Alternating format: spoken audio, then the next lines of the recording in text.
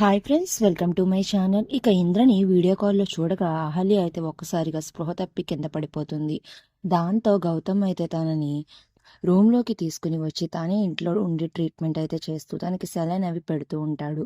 ఇక ఒక్కసారిగా అహల్యకి స్పృహ వస్తుంది. స్పృహ వచ్చి ఇంద్రగారు బ్రతికే ఉన్నారు, నేను వెంటనే ఇంద్రగారిని చూడాలి అని తనకి చేతికి ఉన్న సెలైన్ పీకేసుకుని ఇక చాలా ఫాస్ట్గా అయితే నేను ఇంద్రగారిని చూడాలి అని లేచి వెళ్ళిపోబోతూ ఉంటుంది. ఇక అప్పుడే రూమ్లోకి వచ్చిన గౌతమ్ అయితే అహల్య గారు ఎక్కడికి వెళ్తున్నారు, ఆగండి అని అయితే ఆపుతాడు.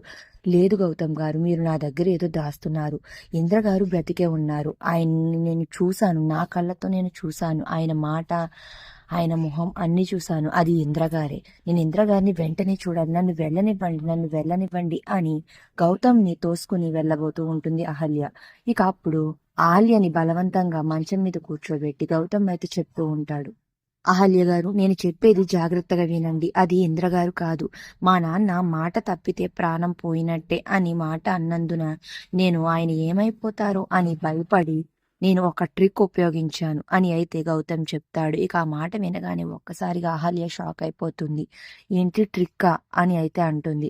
అవునండి, ఇంద్ర ఆర్మీకి వెళ్ళిపోయినప్పుడు నేను ఇక్కడ కొన్నిసార్లు నా ఫ్రెండ్స్తో కలిసి ఇక్కడ నాకు ఏదైనా పనులు జరగాలి అంటే ఆర్టిఫిషియల్ సహాయంతో ఏఐ ద్వారా ఇంద్ర మాట్లాడుతున్నట్టు క్రియేట్ చేసి ఇక్కడ మా అమ్మ నాన్నల చేత నేను పనులు చేయించుకునేవాడిని.